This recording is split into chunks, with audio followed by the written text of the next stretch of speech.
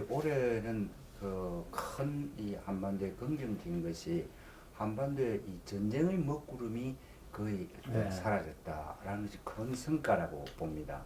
어, 그런데 올해는 이 전반기 후반기로 나눠서 본다면은 6월 12일까지 또 6월 말까지는 그야말로 한반도 이 네. 평화에 대한 어떤 감동과 어떤 환호의 네. 어떤 전반기였다면은 후반기 7, 8월부터 지금까지는 이 그런 평화에 대한 보다 본격적인 성사에 대한 기다림 속에 마지막 약간의 실망으로 마무리된 한 해 아닌가 싶습니다.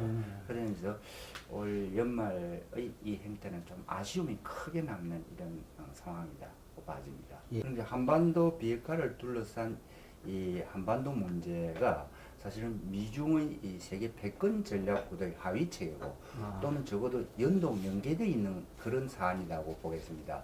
그러면서 북한 비핵화와 한반도 평화 체제를 별도로 독립 변수로 접근하는 것보다는 이 미중의 패권 전략의 상관관계 속에서 힘의 역학 구도 속에서 이것을 파악하는 그런 입장이 필요하다고 봐요. 올해 5월부터 본격적으로 이제 무역 전쟁이 미중 간에 본격화되었고 10월 1일 부에노스아이레스에서 이 90일간 휴전으로서 일단 잠정 말할까 봉합된 상태 아닙니까? 그런 점에서 본다면 이 무역 전쟁이 무역이라고 하는 부분으로 나타났지만은 실질적으로는 21세기 세계 패권을 두고 미국과 중국이 양보할 수 없는 그런 갈등이었고 그런 패권 뭐랄까 경쟁이었다 이렇게 봅니다. 그 드러나기로는 경제 부분에 있어서 특히 통상 부분에 있어서 나타났지만 실제로는 그 사이에 어떤 군사 경쟁 부분에서도 심각하게 진전이 되고 있었어요. 예를 들어 INF, 인프 같은 거는 1987년도에 이 냉전 체제를 완전히 해소한 중거리 미사일 협상이었는데 미국과 소련이 했죠. 이것을 트럼프가 10월 20일인가에 탈퇴를 선언했거든요. 이런 이유는 500km에서 5,500km까지의 중거리 미사일이 미국과 소련 간에는 그런대로 이 협의가 유지되어 왔는 협상틀이 최근에 러시아의 어떤 중거리 미사일의 새로운 개발을 빌미로 해서 트럼프가 이 조약을 파기하겠다고 한 것은 사실 대중 전략입니다. 그 사이에 중국이 ICBM을 비롯하여 동풍 미사일 시리즈라고 해서 이 중거리 미사일, 괌을 타격할 수 있는 중거리 미사일을 어마어마하게 개발하면 실전 배치한 상태죠. 그렇게 본다면 이 INF, 이 중거리 미사일 이 조약이라는 의미가 없는 것이죠. 이런 점에서 다시 중국과의 이 미사일 경쟁, 군비 경쟁이 예고되는 이런 상황이기도 하고, 또는 그 중국의 이 육상 해상 전략이라고 할 수 있는 완벨트 완 로드 1대1로 전략이 상당히 미국에게 어떤 도전적이었죠. 이것이 아베가 2년 전에 제의했던 이 인도 태평양 이니셔티브 구상이라고 하는 것을 미국이 완전히 자기 거로 받아들이면서 미국, 일본, 호주 또 이런 형태로서 다시 중국 포위 전략으로 가고 있는 이런 상황입니다. 이런 점에서 군사 전략에서도 올해 상당히 심각한 형태로 다만 포석만 없었다 뿐이지 심각한 이런 패권 경쟁이 들어가고 있고 겉으로는 우리 모두가 경제에 관련 통상 형태로 나타났죠.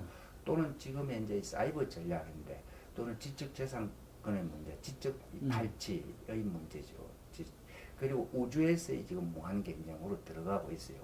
뭐 그렇게 볼 때는 경제 혹은 미래 전략, 사이버, 군사 또는 이 우주 이 부분에서 21세기 이 패권을 놓고 본격적인 형태로 이 대결 국면에 들어선 올해였다고 봅니다. 그래서 이것이 쉽사리 이것이 그냥 이 협력적 이런 경쟁 관계로 들어가기에는 아주 그 패권 구도가 심각하다, 아주 심대하다 보는 것이죠.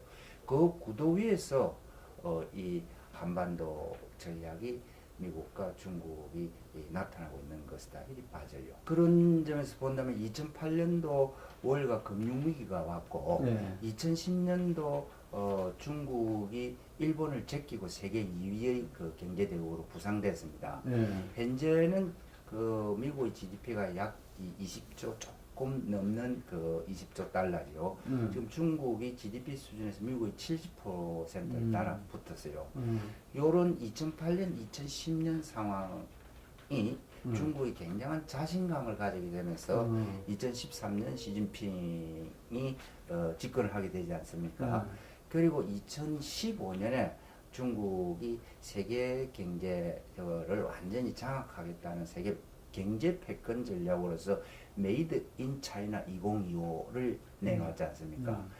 이런 점에서 앞으로 기술, 특히 AI라든지 첨단 기술을 이용한 이러한 그 과학 발전을 통해서 세계 경제를 제패하겠다고 하는 그런 전략이 이 메이드 인 차이나 2025다 말입니다.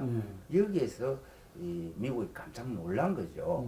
그러나 2015년 수준에서 이에 대한 당시 오바마의 정부에서는 중국의 부상에 대한 어떤 상당한 위기감을 느꼈지만 거기에 대한 어떤 그 체계적이고 또는 전략적인 대안을 내놓지 못했습니다. 사실 이 아시아 투 피봇이라거나 재균형 리밸런싱이라고 하는 정도에서 중국을 어느 정도 그 해칭해야 된다는 생각이지만 구체적인 전략 정책은 못 나왔어요. 또 오바마는 우아한 언술만 썼지 중국을 실제 해칭하는 이런 전략 구상을 못한 상황으로 물러갔지 않습니까? 여기 사실 미국이 상당한 위기를 느낀 거죠. 근데 미국의 위기는 어떻게 보면 문명사적으로 유럽 전체 위기라고 볼 수 있죠. 그런 점에서 이 미국과 유럽 문명을 대표하는 미국과 이 비유럽 문명권의 중국이라고 하는 것이 한판 대결이 불가피한 상황이다. 아, 그러니까 지난번에 보면 네. 유럽과 미국이 중국과 그 대응해서 같이 손을 그렇죠. 맞춰, 그런 점에서 지금 그 매크롱이라든지 메이 총리라든지 또는 메르켈이라든지 최근에 얼마 전에 스페인 수상까지 이 중국의 이 어떤 이 1대1로 전략에 대한 비판 거부를 하면서 우리는 중국 1대1 전략에 참가할 수 없다라는 것을 선언을 하거든요. 그러면서 이 유럽 문명 전체는 중국이 인류 문명을 리드해가는 하나의 대안, 가치를 아직 제시하지 않은 상태예요. 이런 속에서 중국이 세계에 대한 패자 혹은 헤게모니를 거의 선언하고 나온 거니까 유럽 문명 자체가 하나로 반중에서는 지금 뭉치고 있는 거예요. 그러니까 트럼프의 비도덕적인 또 정치 행태, 정치 언수를 다 비판받고 있잖아요. 그렇지만 트럼프가 중국을 봉쇄하고 중국을 압박하겠다는 것은 미국 조야 전체에서 지금 다 동의하고 유럽까지 여기 긍정하고 내는 상황. 그러니까 그런 모양이 들어요. 그런데 지금 어쨌든 아까 말씀하신 대로 미중 패권 정제의 이 하위 개념이나 연동돼 있다. 그렇죠. 우리 한반도 평화 문제가 그렇다면 각각의 그 우리 한반도를 바라보는 지금 현재의 어떤 그 전략은 뭐라고 보십니까? 미국과 중국이. 이 미국의 경우에는 이 한반도 특히 한미 동맹이 중국을 봉쇄 억제하는데 포기할 수 없는 어떤 이 전략적 가치가 있는 것이죠. 그런데 미국의 입장에서는 한미일 상국의 어깨동무 연대 속에서 중국이라는 대륙세를 봉쇄하고자 하는 것은 어떻게 보면 아니 기본적인 전략이고 또 현재까지는 불변의 전략이다라고 볼 수 있죠. 여기서 북한이 지난 6월 12일 날 그 정상회담을 하게 된 것은 두 개거든요. 우선은 미국 입장으로서는 본토 타격 역량을 억제해야 된다라는 아주 그 절박한 이런 필요성이 있었고, 두 번째로는 북한이 작년 이 하반기 이 말폭탄이 왔다는 그 속에서도 김영철과 이 폼페이오 간의 이런 그 채널이 있었단 말입니다. 그렇죠. 그런 과정 속에서 북한이 탈중 혹은 친미 이러한 제스처 내지 이러한 메시지가 좀 했다고 봐져요. 그러면서 북한을 땡겨보겠다는 이 두 개지요. 그럼 북한을 미국 쪽으로 땡길 수 있다면 또 북한이 미국 쪽으로 온다면은 전략보다가 완전히 다르지 않습니까? 이런 점에서 미국으로서는 이 두 가지 요인으로 정상회담을 받아들인 것이죠. 그러나 또 거기에 또 놀랐던 것이 시진핑 아닙니까? 그 시진핑이 3월달 이렇게 보면은 3월 5일에 우리가 평양을 가가지고 평양의 그 정상회담에 대한 이 명백한 의사를 타진받고 3월 8일 백악관에서 이제 그걸 발표했던 거 아닙니까? 이런 과정에서 시진핑이 상당히 놀랐고 차이나 패싱을 우려하고 또 대구 최면에서 말이 안 되죠. 그러니까 김정은이 뒷덜미를 잡았단 말이에요. 그런 속에 세 번을 정상회담을 북중간 했지 않습니까? 6월 12일 날 싱가포르 산토스에서 북미 간 정상회담이 있고 일주일 후에 6월 19일 날 이 세 번째 이 베이징, 첫 번째 베이징, 두 번째 다롄, 세 번째 베이징이거든요. 이 베이징에서 일주일 만에 다시 김정은이를 불러가지고 북중 정상회담을 합니다. 그때 많은 북한에 대한 지원을 하고 있어요. 예를 들어 압록강 쪽에 수풍댐을 비롯하여 세 개의 발전소가 있습니다. 그 발전소에서 나오는 이 발전을 북중 간에 반반씩 나누었는데 그 이후로 100% 북한에게 다 지원하고 또 많은 hen차를 지원했다라는 이러한 얘기들, 또 여기다가 비료 10만 톤, 철강 20만 톤까지 지원했다라는 것이 있고 앞으로 북한의 어떤 경제 발전에 대해서 시진핑 주석이 전폭적으로 지원하겠다라는 이런 것이 협의가 됐다 그래요. 그런 점에서 3차 북중 간의 정상회담을 통해서 이 김정은 위원장이 시진핑 주석에게 좀 포획된 측면도 있죠. 그런데 이것을 또 미국이 알고 미국은 또 북한에 대한 의혹을 갖지 않을 수 없죠. 그런 점에서 이 미중 간의 이 대결 혹은 경쟁 구도가 동아시아에서 첨예한데 여기에 한국의 스탠스 또 여기에 약간 미국의 주파를 보냈던 북한의 스탠스 이런 것들이 요 한반도 정세에 상당한 영향을 주는 것입니다. 그런 점에서 더 상위의 개념은 역시 한반도를 놓고 미중 간의 어떤 패권 경쟁의 구도가 우리가 먼저 이해돼야 되지 않느냐. 지금 역학관계 구조적으로는 중국으로서는 북한을 놓칠 수는 없는 것이고 또 북한도 중국의 영향권 자장에서 완전히 벗어나기 어려운 구조죠. 이 한반도 구조가. 그러나 북한의 지도층은 김정일 전 위원장에서부터 중국에 대한 전폭적인 신뢰를 하지 않아요. 뭐 그 이유는 방금 그 고난행군 때 중국으로부터 전혀 경제적 지원이 없다고 하는 거의 지금 알려진 사실이거든요. 현재까지. 그런 면도 있지만 중국의 경사는 북한 통치청의 그나마 친중화가 이 수행체에 상당히 우려되고 두려움이 나오는 것이죠. 그런 점에서 중국에 대한 견제는 과거 김일성 혹은 김정일 때부터 이 체제가 어떤 본능적으로 불가피한 견제를 할 수밖에 없었다고 봐요.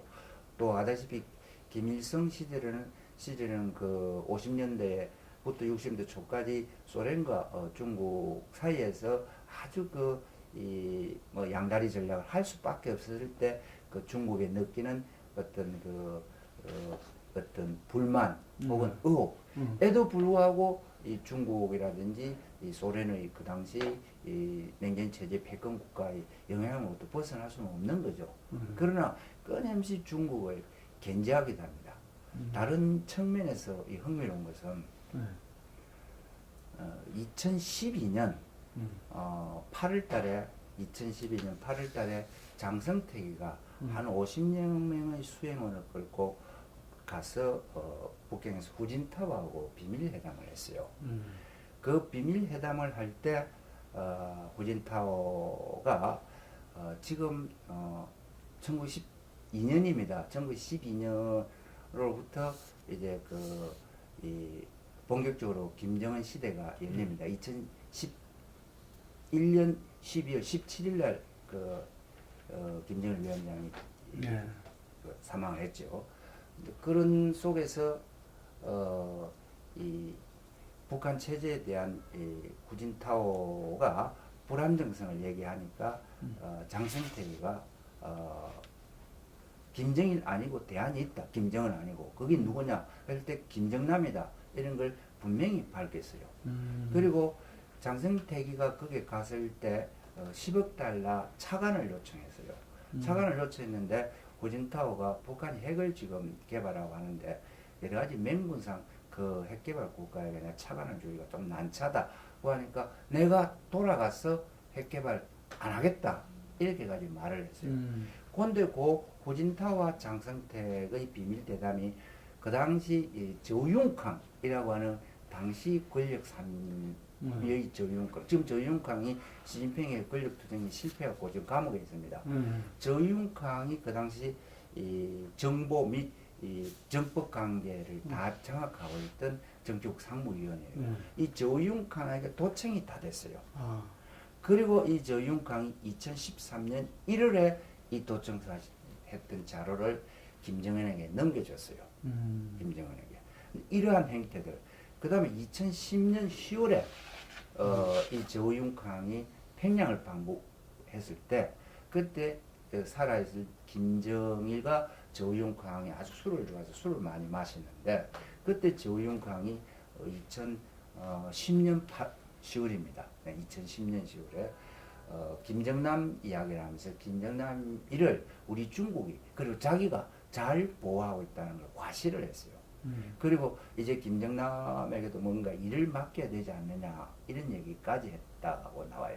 여기에 김정일이가 굉장히 분노하고 속으로 굉장히 두려움을 느꼈어요. 즉, 내 후계 구도까지 중국이 관심을 가지고 있구나 하는 것이죠. 막 그런 점에서 아마 김정일이가 살아있을 때 유언을 남겼다고 한다면 중국을 절대 믿지 마라. 핵을 끝까지 개발하라. 이거라고 봐요. 막 그러한 걸 본다면은 김일성, 김정일로부터 이 중국에 대한 것은 권력 관계의 문제라고 볼 수 있죠. 그 깊이 그러한 그 통치층의 이런 관계가 많으면 내부에 깊숙이 손이 들어오죠. 막 그런 데 대한 우려가 있기 때문에 이 중국 문제에 대해서는 좀 이들이 항상 조심하면서 그러나 중국이라고 하는 그 큰 국가의 뒷배경을 뿌리칠 수는 없고 그런 관계라고. 예, 아까 말씀하신 부에노스아이레스에서 트럼프와 시진핑이 이제 90일 경제 그래. 전쟁 휴전을 했는데 그러면서 트럼프가 북한 문제에서 그 중국이 가장 뭐 아주 잘 같이 가고 있다 이런 이야기를 했잖아요. 그래서 이 시진핑이 그 트럼프가 북한의 손대라라는 부분들을 갖다 받아들였다 뭐 이런 말도 있고 그랬어요. 그런 것보다는 뭐 그 북한 문제가 그 당시 주요한 의제는 아니었는데 예. 아마 북한 문제 언급했지 않습니까? 그것은 지금 트럼프가 취하는 지금 북한의 어떤 제재 압박 조치를 강화시켜 나가는데 그런 제재 연대를 중국이 협조하지 빠져나가서는 곤란하다 그런 메시지라고 저는 봅니다. 그러니까 그 제재 부분이 실질적으로 중국이 그 하지 않으면은 상당히 현실적인 유효성이 떨어지잖아요. 그렇죠. 그래서 중국이 그 최근에는 그러면 그 제재 부분들을 확실하게 이행하고 있습니까? 공식적 부분에서는 제재를 준수하고 있지요. 또 석탄 이런 철강 이것이 가장 북한의 대중 수출 규모에서 큰 거고 큰 어떤 액수 아닙니까? 이게 지금 자제가 되고 있는 것이죠. 그러면서 공식 부분은 이러한 그 제재가 준수되고 있고 또는 특히 그 금융거래 문제는 중국도 어떻게 보면 어기가 힘든 상태죠. 그러나 비공식 차원 이게 이제 밀수 차원에서는 얼마나 단속을 하느냐 하는 것은 항상 좀 불확실하죠. 그러나 공식 부분에서는 상당히 자제 억제되고 있다 이렇게 봅니다. 실질적으로 제재 완화를 호소하고 설득하기 위해서 그런 아셈 또 아프리카에서도 여러 번 말씀을 하셨지요. 그런 점에서 국제사회에서는 좀 냉담한 반응을 받았지 않습니까? 오히려 마크롱한테는 비핵화가 먼저지 이런 참 아주 그 차가운 이런 반응을 받았다는 것이죠. 근데 북한이 지금까지 한 거는 6.12에 한 거는 풍계리 핵실험장을 폐쇄했다라는 네. 것이죠. 그걸 전문가의 어떤 조치가 아닌 언론인들을 조치하는 행태로서 지금 풍계리 입구를 폭파했다라는 것이죠. 이제 그것이 최근에는 조금 미국 사회에서 미국 북한이 말한 액면 그대로 받아들일 수 없다라는 거, 풍계리 다른 어떤 경로를 재사용할 수 있다라는 얘기들도 나와요. 그 다음에 동창리에서 미사일 발사대 문제인데, 그건 우리 나로 요번에 미사일 쏘았지 않습니까? 그건 이제 고정되어 있는 행태지요. 그거를 이제 해체한 이런 상태인데, 실제 미사일은 그 T1L이라고 해서 그 우리 중국으로부터 수입한 엄청난 그 바퀴 큰 행태에서의 이 미사일 이동식 미사일 있잖아요. 이게 문제거든요. 이동식 이거를 동굴에 숨겨놨다가 빠져나오는 거 아닙니까? 또는 SLBM이거든요. 잠수함에서 발사하는 미사일이란 말입니다. 그러니까 미사일이라는 것은 누가 지금 거기에 이 나로 쏘듯이 미사일 인공위성 시험 발사대를 놓고 미사일을 하는 그런 경우는 없어요. 이제 그런 점에서 동창리 미사일 발사대 있잖아요. 아무 의미가 없고, 실제 이 TL이 문제죠. 또 TL이 몇 대나 있으면, 또 이것이 어디에 숨겨 있으면 이건 알 수 없는 거죠. 그런 점에서 이 풍계리 핵실험장 폐쇄다, 동창리 미사일 이 고정 발사대를 어떻게 했다라는 건 미국에서 볼 때는 쇼다 이 보는 거죠. 그러니까 아무런 실질적인 행태를 한 건 없다. 이렇게 미국 측은 판단을 하고 있죠. 그리고 이제 북한 쪽에서는 우리가 선제 조치를 했지 않느냐. 그러니까 김정은 위원장이 9월 5일 날 선의로 받아달라. 우리가 선제 조치했으니까. 이런 것이죠. 그러니까 미국 측에서는 그건 선제 조치가 아니고 그건 쇼일 뿐이고, 또 북한은 북한대로 선제 조치를 했으니까 좀 이 선의로 받아달라. 이것이 팽팽한 지금 평행선을 이루고 있다고. 그러니까 불발 11월 8일까지는 핵 리스트를 요구를 했어요. 그런데 이 핵 신고를 하라고 할 때, 이 핵이라고 하는 것은 핵물질 또는 핵폭탄 만들어 놓은 것이죠. 그 다음에 핵시설, 그 다음에 이 핵과학기술자, 이게 한 2,200여 명 있다고 봅니다. 요 전체가 어떤 핵 프로그램, 핵 관련 시설이다, 이렇게 볼 수 있죠. 그러니까 리스트를 내놔라고 할 때는 이걸 전부 다 명단 작성해달라라는 요구일 수도 있어요. 그게 이 리스트에 대해서 북한이 리스트라고 하는 것을 내놓으면 그것은 미국이 때리는 타겟이 되는 거 아니냐, 타겟 내놓으란 말 아니냐, 이렇게 거부를 했어요. 그러니까 최근에 와서는 폼페이오 펜스 부통령이 리스트라는 말 대신에 사찰 검증을 수용하라라는 걸 조금 바뀌었어요. 약간 완화됐지요. 그러니까 그렇게 본다면은 이 리스트 문제는 조금 이제 무리한 요구였다라고 볼 때 다운이 되면서 현재 영변 핵단지가 있단 말입니다. 다른 데도 있다고 미국이 생각을 해요. 이 영변 핵단지에 내가 직접 가서 사찰 검증하겠다, 이걸 받아달라, 이런 정도죠. 근데 이것을 지금 아직 타결을 못 보고 있고, 북한으로서는 이 사찰 문제가 과거에 2008년 10월 중순에 2008년 10월 초에 크리스토프 힐 육자회담 수석 대표가 평양에 갔다가 나왔어요. 나왔을 때 김계관이가 육자회담 의장국인 중국과 미국에게 이 핵에 관한 18,000페이지 문건을 줬어요. 근데 이게 참으로 난감하단 말입니다. 18,000쪽 문건을 보는데도 많은 시간이 걸리거니와 문건만 봐서 뭐 하겠습니까? 그래서 10월 중순에 크리스토프 힐, 즉 미국 입장에서는 시로 샘플이죠. 시로 채취를 하겠다, 이래 된 거예요. 그 시로 채취를 노해서 그의 12월 10일 날, 2008년 12월 10일 날 6번째 육자회담을 하고로 끝났어요. 지금까지. 그 6차 육자회담이 12월 10일 날 끝났죠. 그러니까 시로 채취해서 노한 겁니다. 그럼 그 전에 18,000쪽의 문건을 주고, 이것이 사찰에 대한 북한식의 대응이었죠. 이런 방식은 이제 미국이 수용 안 할 거 아니겠습니까? 그러니까 영변이라고 하는 이런 핵 단지가 있다고 할 때 이 사찰 방식 또는 사찰 대상 사이트라고 하죠. 또 사찰 시기 이런 것을 합의해야 되죠. 사찰 방식은 이제 문건 이거는 아니다 말입니다. 또 문건도 필요하지요. 현장에 가서 보겠다는 겁니다. 그래서 흑연 감속로를 일정한 부분을 샘플을 하면은 어느 정도 플루토늄을 추출했나 걸 알 수 있다는 거예요. 미국 핵과학자들은. 그런 그런 방식이나 적어도 그보다 더한 것을 일단 가서 시로 채취를 하면서 분석하겠다는 것이죠. 그리고 사찰 대상 사이트 이거는 자기들이 안내하는 이러한 사이트보다 미국이 의심나는 곳을 콕콕 찍어가지고 사찰 가야 되겠다 이러지 않겠어요? 그들 인공위성으로 반 이런 거란 의심이죠. 그 다음 또 사찰 시기도 있죠. 이걸 몇 달을 할 것이냐 그렇지 않으면 일주일만 이런 것들이 협의를 봐야 되죠.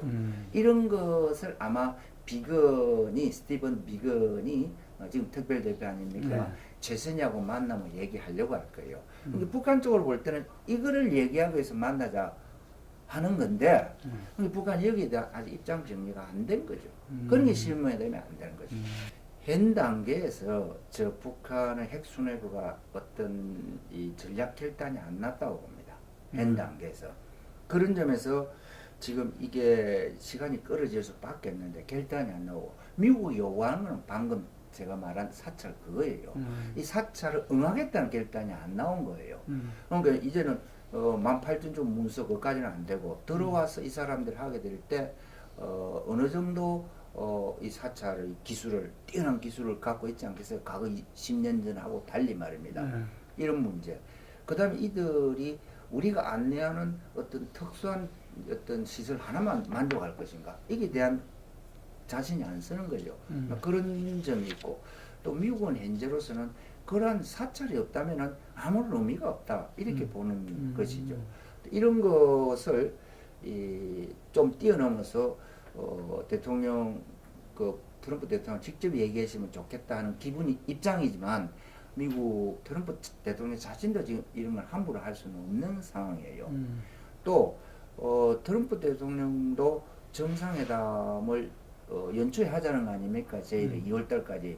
2월달까지 시한은 사실 현실적이에요. 왜 그러냐면 이게 이제 민주당이 완전히 라인업을 갖추지 않습니까? 민주당 하원이. 그렇게 되면 이제 트럼프가 모든 대내외 정책이 자기 뜻대로는 갈 수 없고 우리식으로 국정감사 들어오지요. 청문회 들어오죠. 이렇게 본다면 트럼프 입장에는 2월달이 넘었으면은 내가 북한 문제를 해결하고 싶어도 내가 선심을 쓰고 싶어도 국정정치가 여기에 역량이 실리지 않는다라는 현실인식 같아요.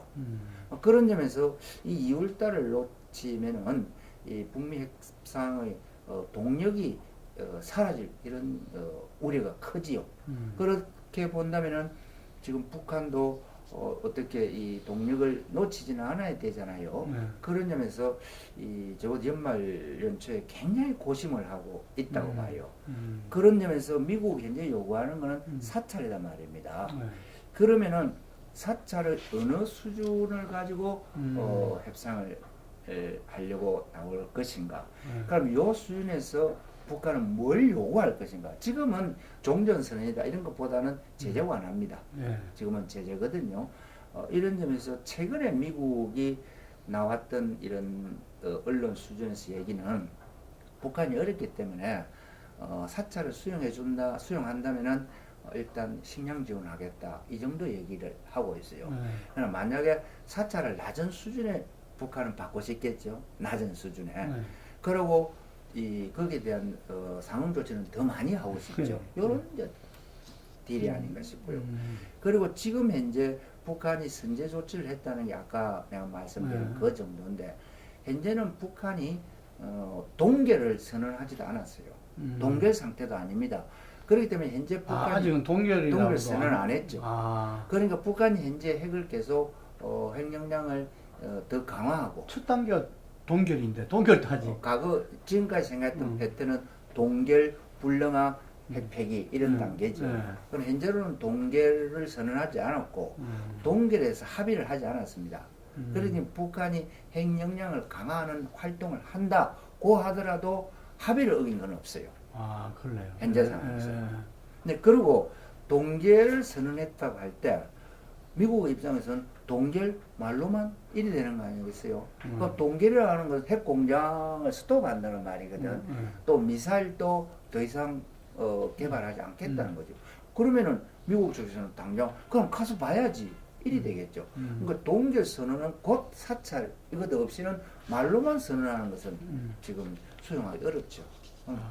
그동안 이제 미국이 나름대로 그 북한과의 북핵 협상이나 이런 부분에서 상당히 좀 이렇게 당했다는 부분도 있잖아요. 금방 그렇죠. 말씀하신 대로. 그런 점도 있죠. 그게 이제 그런 부분이죠. 그런 거는 이제 그 2005년 9.19에서 네. 국제적인 합의를 했지 않습니까? 네. 근데 잉크도 마르기 전에 미국 재무부에서 이 비데이 가지고 시비를 걸지 않습니까? 네. 방코 델타 아시아 네. 가지고 그때 한 2,500만 달러 정도가 여기 묶여 있었는데 이거를 미국이 그 잡았단 말입니다. 그 말은 그 북한으로 하여금 금융활동이라든지 일단 자본 움직임을 허용하지 않겠다는 것이죠. 그러니까 2005년 9월 19일 바로 그 다음 날이었는데 비데이가 그러니까 비데이 문제로 가지고 다시 발목을 잡으니까 북한은 이걸 미국의 어떤 대신으로 느낄 수밖에 없죠.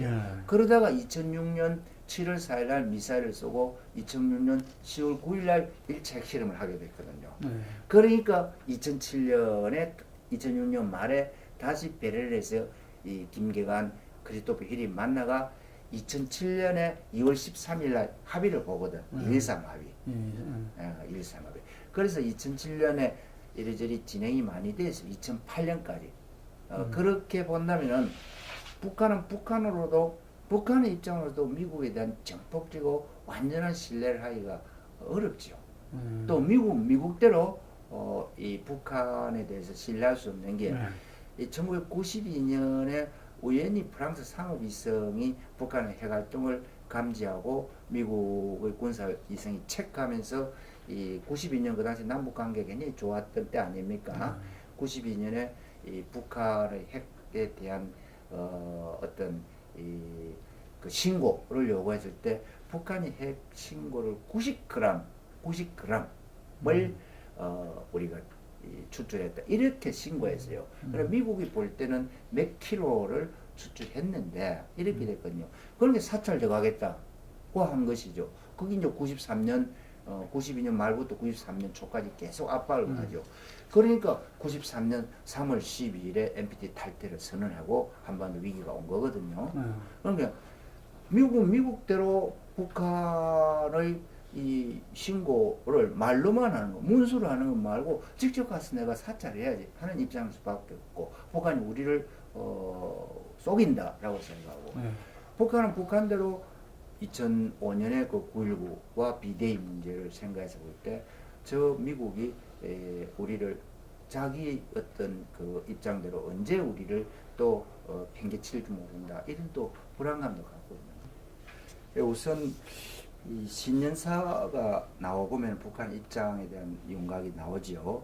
지금 북한 평양에서는 지금 신년사 준비를 하느라고 지금 아주 바쁠 겁니다.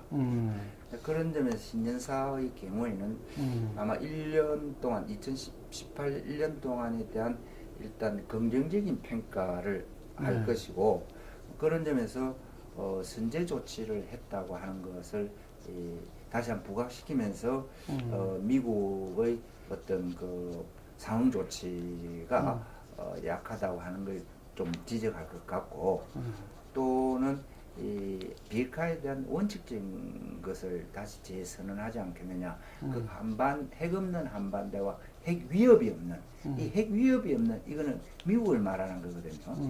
막 그런 점에서 핵 없는 한반도와 핵 위협이 없는 이런 점에서 북한의 비핵화 개념을 다시 재확인이랄까 부각시키지 않겠느냐 그렇게 보고 그런 점에서 트럼프 대통령에 대한 기대를 계속 지속시키는 이런 수준에서 나올 거라고 봅니다. 구체적인 것은 신년사에 나오기는 좀 어렵죠. 그런 속에서 이 북한의 비핵화에 대한 어떤 입장이랄까 스탠스 이거는 좀 나올 것 같고, 그러나 이제 상황이 굉장히 이 상황 둘 다 긴박해요. 1월달에 모종의 합의를 도출해야 트럼프도 또 김정은 다 윈윈이 되는 것이고, 그런 점에서 제 생각은 이것이 이제 저는 이 북미 어떤 정상회담을 가는 거는 큰 두 개의 변수다고 보는데, 하나는 이 사찰 문제가 있고, 두 번째는 시기 문제는 저는 6월 달까지라고 봅니다. 6월이 1년이거든요. 산토스 저 회담 1년 아닙니까, 싱가포르. 이럴 경우에는 2월을 놓치더라도 6월까지는 인내해 줄 수 있어요, 미국 조야가. 만약 6월이 넘었을 때는 지금 미국 조야 전체가 의회라든지 언론이라든지 전문가라든지 이런 속에서 더 이상 기다리거나 인내할 필요는 없다라는 이 뭐랄까 인내의 바닥이랄까 이런 것이 드러나는 시기라고 봐요. 그런 점에서 2월달에 합의가 나올 수 있고, 그래도 판이 깨지지 않는다면 6월달까지는 어떤 기다림 이런 상황이 지속될 수 있다고 봐요. 근데 미국이 만약 인내 지금 그거라 이야기, 인내 바닥 이런 이야기 하셨는데, 만약에 거기 지나갔다면 미국이 어떤 조치를 한다는 겁니까? 이제 그런 지금 제재는 뭐 극단적으로 되고 있잖아요. 그렇죠. 그래서 이게 크게 봐서는 현재 이 교착 국면이 장기화되면서 금년 내도 특별한 어떤 협상을 도출 못하면서 장기화될 수 있고, 두 번째로는 이 잠정적인 작은 규모의 협상을 볼 수 있다고 봅니다.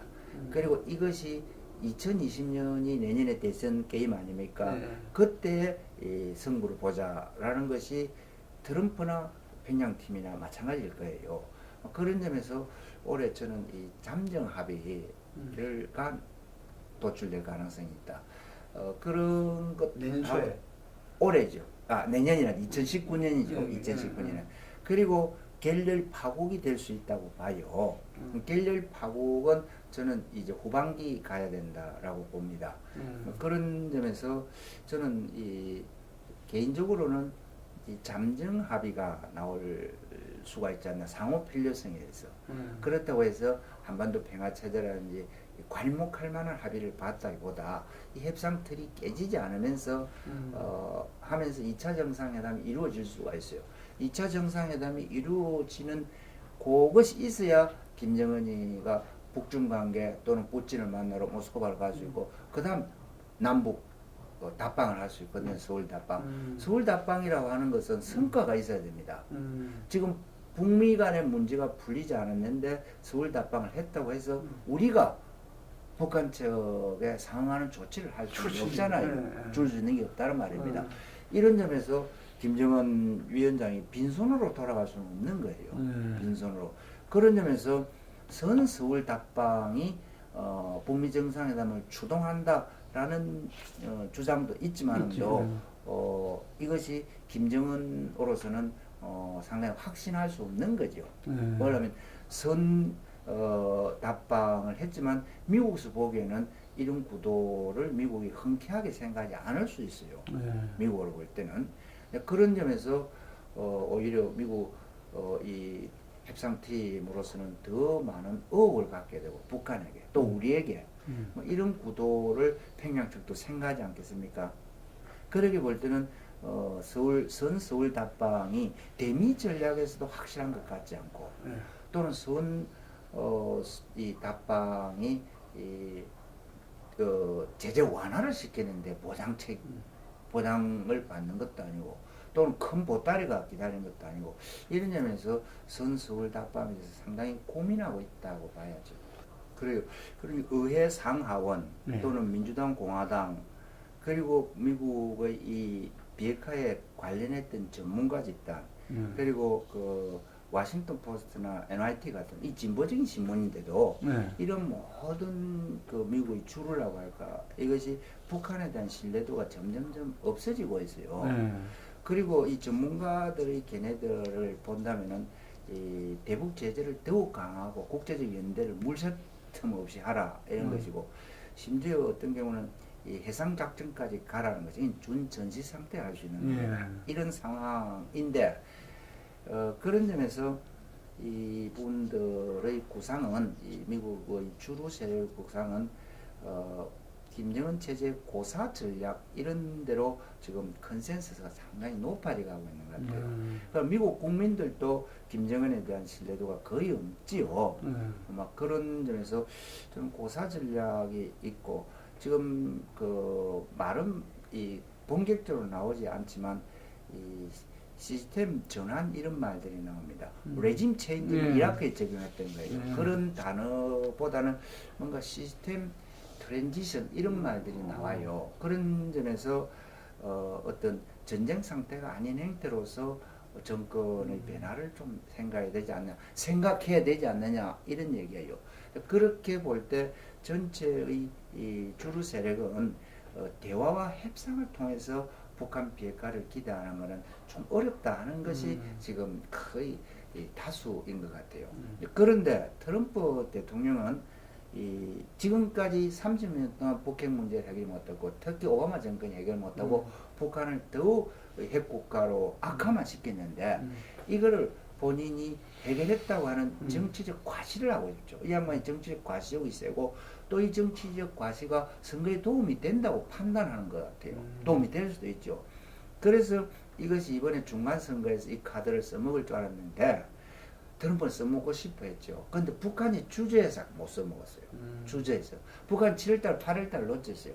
8월 24일날 폼페이오가 방북하는 걸 대해서 저쪽에서 조금 그 김영철 팀에서 폼페이오 방북을 하려면 우리한테 확실한 뭔가 선물을 좀 가져와라. 이렇게 해서 트럼프가 그러면 가지마. 이랬단 말입니다.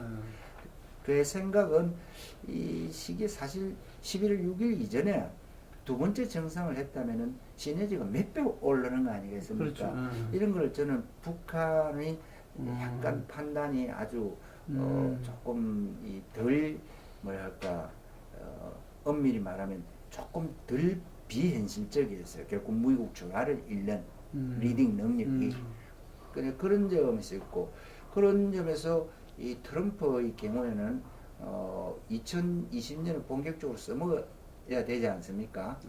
그러니까 올해 2019년에 적절한 형태의 협상을 마련해 놓고 2020년 6월달 국면에 가서 완벽한 이 딜로서 북한의 핵 문제를 완전히 해결했다고 할 때는 골칫덩어리를 정말 해결한 거단 말입니다.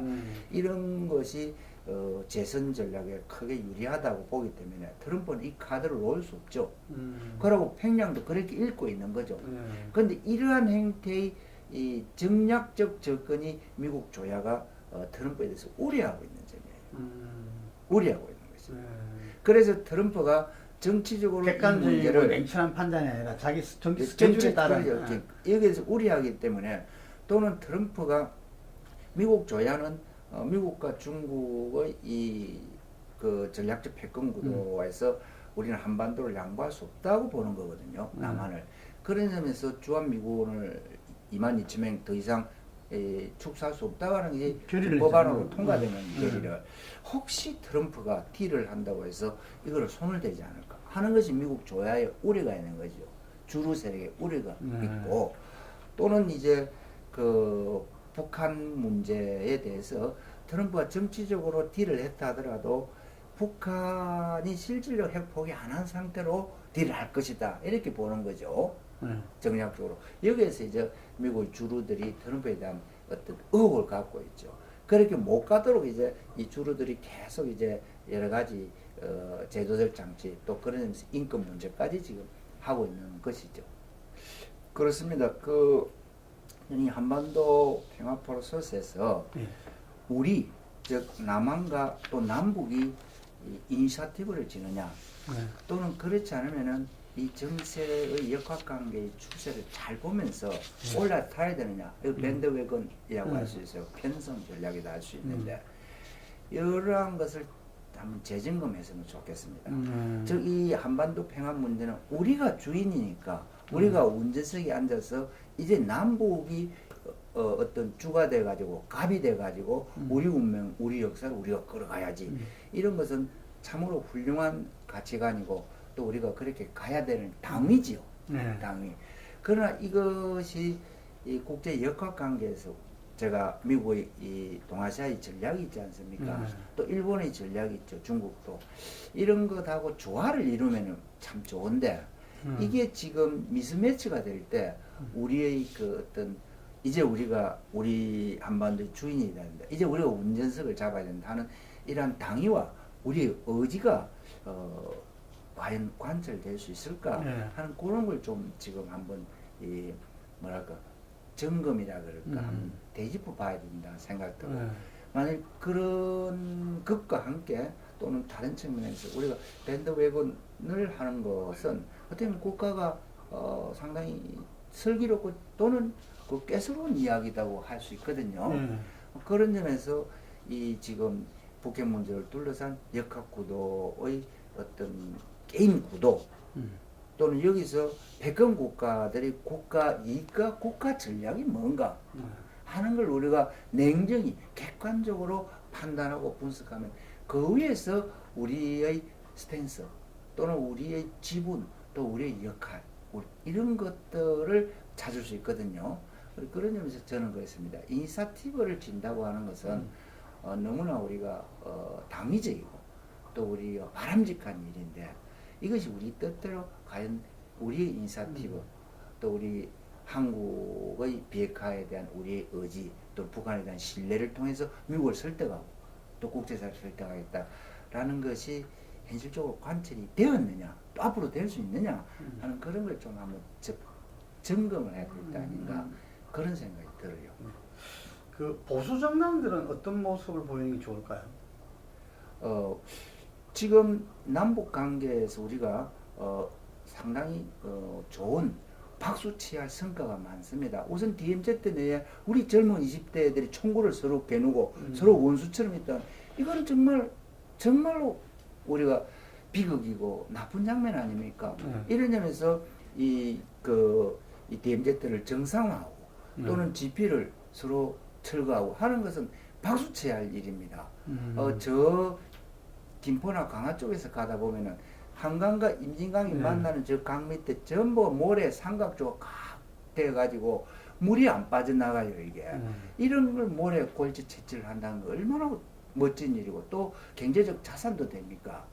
또 NLL 문제가 궁극적으로서의 평화의 바다가 되고 또 남북 간이 공동 의로를 하게 될 때는 중국의 저런 의로 침탈 행위도 막게 되고 또 어떻게 본다면은 북한의 의로 행위에서 우리가 좀 양보하면 어떻습니까?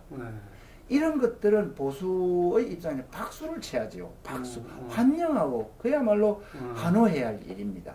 이거는 엄청난 성과입니다. 또 이런 점에서 앞으로 가야 할 일이 많지만 남북 철도 연결을 착공했다는 건 박수 쳐야 할 일이에요.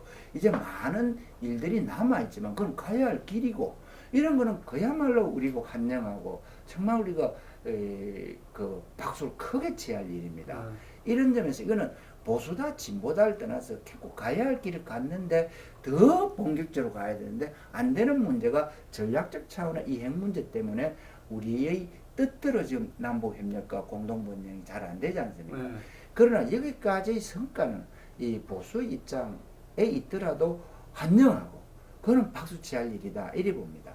막 그런 점에서 이 핵 문제를 해결하는 데서는 우리가 북한의 비핵화에 대해서는 국제사회의 전략, 그러니까 동맹국가의 입장도 우리가 보조를 맞추어 가면서 우리가 아주 신중하게 생각할 문제 아닌가 이런 정도는 또 이해가 되죠. 만약 보수 당이나 보수 정치의 입장에서는 그런 점에서 우리가 그거는 같이 고민을 해야 하는 문제고 그리고 동맹의 문제 특히 이 세계 경제와 국제 정세에 있어서 우리가 아주 신중하고 또는 합리적으로 이 스탠스를 잡아 나가야 된다 하는 문제는 보수 입장에서 충분히 강조할 문제죠.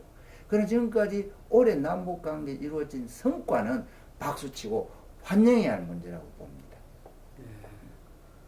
잘 알겠습니다. 예. 네, 오늘 인터뷰 여기까지 하겠습니다. 그래요.